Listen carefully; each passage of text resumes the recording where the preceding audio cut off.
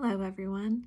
After this week's reading and some exploration of the ACA and ASCA's Code of Ethics, in the case of Sally, a 16-year-old girl who has lost interest in activities, who is sleeping a lot but still is tired, who wishes she is not alive at times, and has considered suicide but not attempted it, and also asked the counselor or myself not to tell her parents because her father will be angry.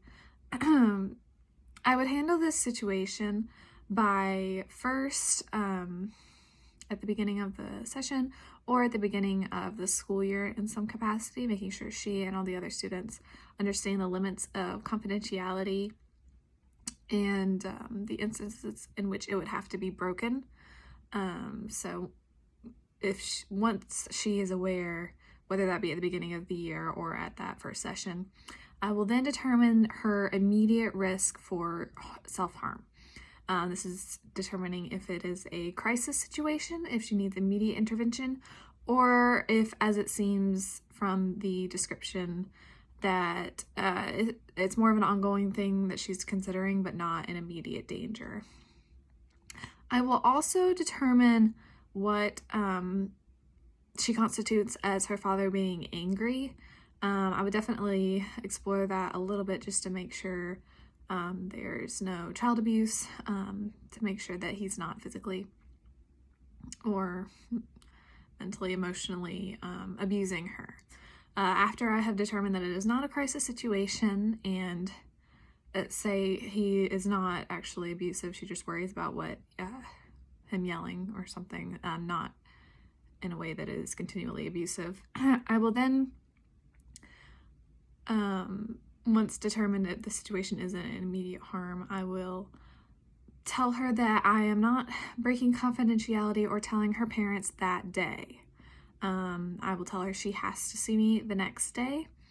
And I will, in that interim period between that day and the next day, or period, or like class period, however that specific scenario would turn out, I would consult with other counselors, the principal, the school's guidelines as to the procedure we should do, the risk of that individual student.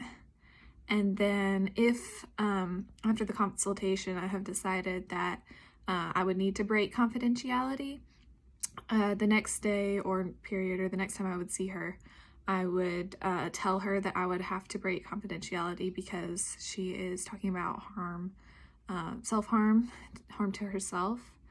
And after that, I would make sure to be with Sally while speaking to the principal, her parents or guardians,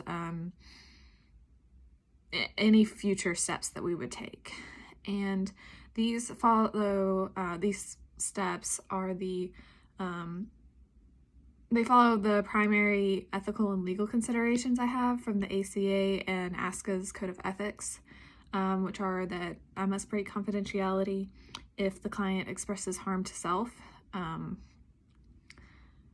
but also that I should consult with others before making that determination to breach confidentiality.